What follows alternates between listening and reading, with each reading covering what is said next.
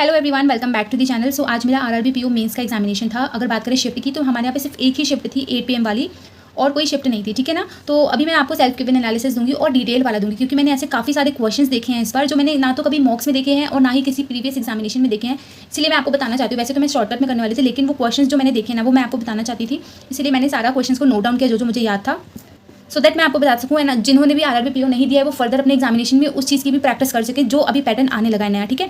तो सबसे पहले स्टार्ट करते हैं रीजनिंग से। रीजनिंग ओपन हुआ ब्लड रिलेशन के क्वेश्चन के साथ, जो कि मैंने 1 मिनट दिया, मुझे नहीं बना, मैंने छोड़ दिया। उसके बाद फिर इनइक्वालिटीज आई, मैंने सारे क्वेश्चन उसके कर लिए। 3 क्वेश्चन आए थे, ईजी थे।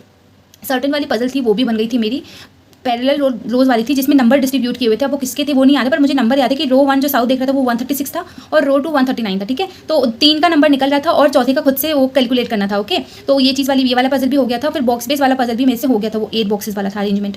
ईयर बेस वाले पजल को मैंने टच भी नहीं किया, क्योंकि ये मेरी स्ट्रेंथ नहीं है, ये मेरी वीकनेस है। मुझे ईयर बेस वाले में हमेशा से दिक्कत आई है। अगर आप मेंस देने चाह रहे हो तो आपको पता होना चाहिए कि आपकी वीकनेस क्या है, आपकी स्ट्रेंथ क्या है। इन सारे पजल के पहले ये ईयर वाली थी, लेकिन फिर भी मैंने इसको टच नहीं किया, बिकॉज आई नो कि ये मैं अगर करने बैठी तो मुझे बहुत टाइम लगने वाला है, ठीक है। तो आप भी अगर एग्जाम देने जा रहे हो तो प्लीज़ अपनी स्ट्रेंथ और अपनी वीकनेस पहचान के जाना, और पहले अपने स्ट्रेंथ पे वर्क करना, उसके बाद वीकनेस टाइम बचा तो करना। अब बात करते हैं इनपुट आउटपुट की। तो इनपुट आउटपुट मेरा पूरा अरेंज हो गया था, पर टाइम ओवर हो गया तो मैं टेक नहीं कर पाई थी। वो इवन और ऑड का सिस्टम चला था, एक साइड से इवन आ रहा था, एक साइड से ऑड आ रहा था, और उसमें कुछ हुआ था, ठीक है। तो वो पूरा अरेंज हो गया था, मेरे उसमें लिखा हुआ था, लेकिन मैं टेक नहीं कर पाई। और मिसलेनियस में जैसे क्रिटिकल रीजनिंग, डेटा सफिशिएंसी के क्वेश्चंस हैं, वो कंप्लीट तो नहीं कर पाई थी, पर हाँ एक दो दोनों के कर लिए थे। तो ओवरऑल मैंने 21 क्वेश्चंस रीजनिंग में अटेम्प्ट किए हैं, और हो सकते थे, बट मेरी स्पीड ही स्लो है रीजनिंग में, मीन्स में उतनी स्पीड नहीं आ रही है। सो मैंने 21 ही अटैम्प्ट किए हैं और यही क्वेश्चंस थे, ठीक है। अब बात करते हैं नेक्स्ट सब्जेक्ट की, दैट इज कंप्यूटर। कंप्यूटर अगर मैं बात करूँ अपनी, तो मेरा कंप्यूटर बहुत ख़राब है, और मैं ना अभी गलत तरीके से पढ़ भी रही थी। कंप्यूटर को मैं पीडीएफ पढ़ रही थी, जबकि मेरे को पीडीएफ से कुछ भी रिटेन नहीं होता था। मैं सोचती थी कि मैं इसको मल्टीपल रिवीजन करूँगी तो कुछ हो जाएगा, लेकिन ऐसा नहीं होता है। अगर आपको सामने वाला कोई बोल रहा है ना कि मल्टीपल रिवीजन करो वो चीज़ें हो जाएंगी, ऐसा नहीं होता है। आपको देखना पड़ेगा कि वो चीज़ें आपको एक बार कुछ पढ़कर समझ में आ रही है कि नहीं आ रही। मुझे कंप्यूटर नहीं आता था। मैंने ना 2-3 दिन पहले कुछ सोचा था कि अब तो कुछ करना पड़ेगा, ऐसा ही नहीं चलेगा कि मैं बार बार पढ़ती रहूँगी तो ये हो जाएगा। तो मैंने कुछ वीडियो सोर्सेज ढूंढना चालू किया जो टॉपिक के थे, और इसमें मेरे को एक वीडियो चैनल मिला था कंप्यूटर का, जो कि मुझे बहुत अच्छा लगा, जो मैं आप लोगों से शेयर करना चाहूँगी। आप लोग जरूर ट्राई करना, आरआरबी क्लर्क मेंस के लिए आपको जरूर हेल्प होगी। अड्डा में विवेक सर करते हैं एक, वो जो कंप्यूटर का पढ़ाते हैं ना वो बहुत अच्छा पढ़ाते हैं, आप उनको जरूर ट्राई करना। मैंने सिर्फ 2 से 3 दिन की क्लास ली थी, एंड काफ़ी सारे क्वेश्चंस उनसे, मतलब कि मैंने जो पढ़ा था ना मुझे याद था, ये सर ने बताया था, ये सर ने बताया था, ये ऐसे बताया था। इसलिए मैं आपको बोल रही हूँ कि आप लोग जरूर उनसे पढ़िएगा, आपको बहुत अच्छा आपको अपनी तैयारी में मिलेगा, और जरूर मुझे बताइएगा अगर आप उनको फॉलो करेंगे तो कि आपको कैसा लगा। मैं बात करती हूँ बाइनरी टू डेसिमल। ये वर्ड मैंने सुना भी नहीं था पहले क्या होता है, लेकिन मैं उनसे पढ़कर गई थी, एंड लिटरली मैंने ये क्वेश्चन अटेम्प्ट करके आया है। बाइनरी टू डेसिमल एक क्वेश्चन था कन्वर्ट करने के लिए नंबर को, ये मैंने करके आया है। और हार्डवेयर के क्वेश्चन पूछे गए थे 3-4 की, ये हार्डवेयर कौन सा है, सॉफ्टवेयर कौन सा है, ठीक है। मालवेयर और हैकिंग के काफ़ी सारे क्वेश्चंस देखने मिले थे, तो आप इस टॉपिक को बहुत अच्छे से कर लेना जिनका भी आरआरबी क्लर्क मेंस है। सॉफ्टवेयर के भी क्वेश्चन पूछे गए थे। एक तो पूछा गया था कि इनमें से कौन सा ऑपरेटिंग सिस्टम कुछ करके है, तो यूनिक्स था, और भी काफ़ी सारे थे, तो ऐसा वाला क्वेश्चन था। एमएस एक्सेल से भी एक क्वेश्चन पूछा गया था, एमएस एक्सेल के भी क्वेश्चन थे। एक पूछा गया था वैक्यूम ट्यूब किस जनरेशन की है, तो वो फर्स्ट जनरेशन का था। एक पूछा गया था पेन ड्राइव इनमें से किस नेटवर्क की है, तो वो भी हो गया था, ठीक है। अब कहाँ से क्वेश्चन नहीं आए थे कंप्यूटर में क्वेश्चन फंक्शन की से नहीं आया था, शॉर्टकट कीज, फुल फॉर्म्स, ये सबसे एक भी क्वेश्चन हमें कंप्यूटर में देखने नहीं मिले थे। इसमें नहीं देखने मिले तो ऐसा ज़रूरी नहीं है कि आपको आरआरबी क्लर्क में भी नहीं देखने मिलेंगे। उसके लिए ज़रूर आप एक बार ज़रूर रिवाइज करिएगा, और जो सोर्स बोला इसको फॉलो ज़रूर करिएगा। बाकी आपकी मर्जी, अगर आपको जिससे समझ में आ रहा है या पीडीएफ से समझ में आता है तो आप वो भी फॉलो कर सकते हैं। मैंने सिर्फ अपना पॉइंट ऑफ व्यू बताया।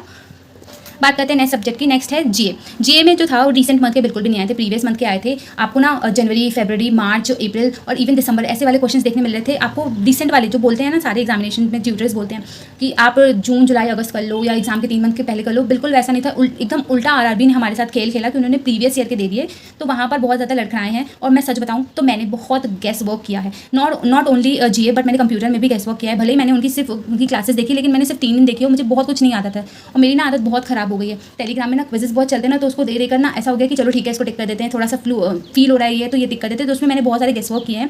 अब देखते हैं कि कितने सही है कितने गलत है, वो तो सिर्फ स्कोर कार्ड आने पे ही पता चलेगा कि क्या कैसा था। पर हाँ, अटेम्प्ट की बात कर वो ज़रूर बता दूंगी। तो स्पोर्ट्स से क्वेश्चन नहीं आया था। अभी जो पैरा और पेरिस ओलंपिक हुआ था उससे क्वेश्चन नहीं था, बजट का नहीं था, इंडेक्स का नहीं था, अपॉइंटमेंट का नहीं था, बुक ऑथर का नहीं था, और क्या नहीं था, एक्सरसाइजेज जो भी होती हैं सारी कंट्रीज़ के बीच में, अवार्ड, ये सब कहीं से भी क्वेश्चन नहीं देखने मिले थे। स्कीम देखने मिला था, पर पिछला कुछ पूछ रहा था, एमओयूज पिछला कुछ पूछ रहा था, बी डे पूछा गया था, वो मुझे याद है इंपॉर्टेंट डेज में, तो वो लिख लिया मैंने। तो जो भी क्वेश्चन थे ना वो पीछे का वो रिजेंबल करवा रहे थे, तो ये यहाँ पर थोड़ा सा इसको टफ बना रहा था। तो मैंने जीए में जो अटेम्प्ट किए हैं वो मैंने किए हैं 27 क्वेश्चन मैंने जीए में अटेम्प्ट किए हैं, ठीक है ना। इसमें से कुछ गलत भी हो सकते हैं, पूरे सही होने के चांसेस नहीं है, क्योंकि गेस वर्क मैंने किया है, मैं बार बार बोल रही हूँ। अब बात करते हैं हमारे नेक्स्ट सब्जेक्ट की, दैट इज इंग्लिश। तो इंग्लिश में मैंने कुछ नया देखा, कुछ नए क्वेश्चन जो मैंने आज तक एनकाउंटर नहीं किया है। तो सबसे पहला था पैराग्राफ बेस्ड एरर। अभी तक हमने एरर सिंगल सेंटेंस वाले, मल्टीपल सेंटेंस वाले देखे, पर मैंने पैराग्राफ वाला आज तक नहीं देखा था। तो एक ना पूरा कंप्लीट पैराग्राफ आपके सामने आएगा और उसमें वो कहीं कहीं बीच बीच में फुल स्टॉप है, तो आपको पूछा गया कि बताओ कितने एरर इसमें हो सकते हैं, 1 एरर है, 2 एरर है, 3 एरर है। तो वो ना बहुत ही टाइम कंज्यूमिंग था, 4 से 5 क्वेश्चन उसके पूछे गए थे, ठीक है। तो एक तो मैंने किया था, पर 3-4 मैंने सारे छोड़ दिए थे उसके, क्योंकि मेरे को रिस्क नहीं लेना था, क्योंकि मेरे को कुछ समझ में नहीं आ रहा था। दूसरा था कॉन्वर्सेशन, जो कि ईडियम बेस्ड थी, 2 लोगों के बीच में कॉन्वर्सेशन हो रही थी, एक तो आलिया थी, दूसरे का मुझे नाम नहीं याद है। उनके बीच में ना ईडियम के बेस पर कॉन्वर्सेशन हो रही थी, कारण था क्या या कुछ तो था ऐसा, ईडियम पे हो रही थी, और इसी के बेस में आपको पूछा गया था कि आलिया की क्या क्वालिटीज़ हैं, ऐसा वाले क्वेश्चंस पूछे गए थे। तो ये न्यू है कुछ, आपको हो सकता है कि आगे फर्दर मॉक्स में देखने को मिल जाए, क्योंकि ये पैटर्न आया है। और अगर पहले से आया तो कमेंट सेक्शन में बताना, अगर आपने ऐसे क्वेश्चन पहले भी कर चुके हैं। तो मुझे तो न्यू लगा, मैंने कहीं पे भी इसको अनकाउंटर अभी तक नहीं किया है। बात करते हैं और क्या आया था। तो रीअरेंजमेंट के क्वेश्चन आए थे। रीअरेंजमेंट कैसा था कि पैराजंबल नहीं आते, वो अलग अलग सेंटेंसेस आ जाते हैं, उनको फिर लाइन से सीक्वेंस में जमाना होता है। वो 3-4 आया था। आरसी जो थी ईजी थी, एक तो इन्वायरमेंट बेस पे थी, और दूसरी फैशन, वो भी स्लीव्स के जो फैशन है उसके ऊपर आई थी। दोनों ईजी थी और थोड़ा बहुत ट्रिकी क्वेश्चन थे, बाकी सारे ईजी थे। और 4 वर्ड सब्स्टिट्यूशन, एक सेंटेंस आता है जिसमें 4 वर्ड आते हैं। तो वैसे पहले तो मिस स्पेल्ट वगैरह पूछता था, लेकिन इसमें क्या पूछा है कि इन चारों की जगह पर कौन सा आ सकता है, अगर कुछ नहीं आएगा तो नो वाला करना था। फिलर के क्वेश्चन आए थे, क्लोज टेस्ट आए थे। तो ये था हमारा इंग्लिश का। बात करते हैं नेक्स्ट, दैट इज क्वांट्स। मेरे लिए, for me it was difficult. मुझे नहीं पता दूसरों का किसने कितना करके आया, किसने करके, पर मेरे लिए डिफिकल्ट था।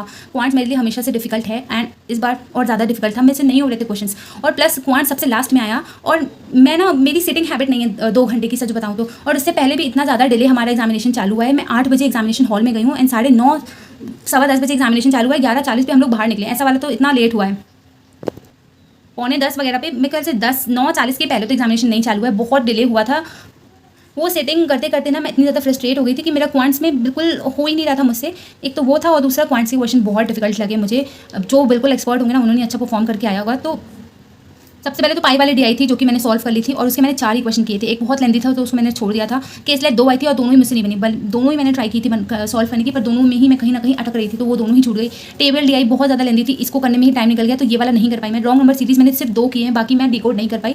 अरिथमेटिक के 4-5 क्वेश्चन किए हैं मैंने, और ज़्यादा मैं नहीं कर पाई, क्योंकि केस लाइट वगैरह में मेरा टाइम बहुत ज़्यादा चला गया था। तो क्वांट्स मैंने केवल 11 किए हैं। इंग्लिश का मैंने नहीं बताया, इंग्लिश में मैंने 36 अटैम्प्ट किए हैं। तो ये थे मेरे ओवरऑल अटैम्प्ट। अगर मैं बात करूँ तो ओवरऑल मैंने 126 क्वेश्चन अटैम्प्ट किए हैं। अब इसमें से कितने सही हैं, कितने गलत हैं, वो तो हमें रिजल्ट में ही पता चलेगा।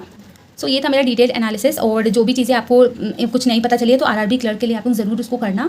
And this was it for the video. Thanks.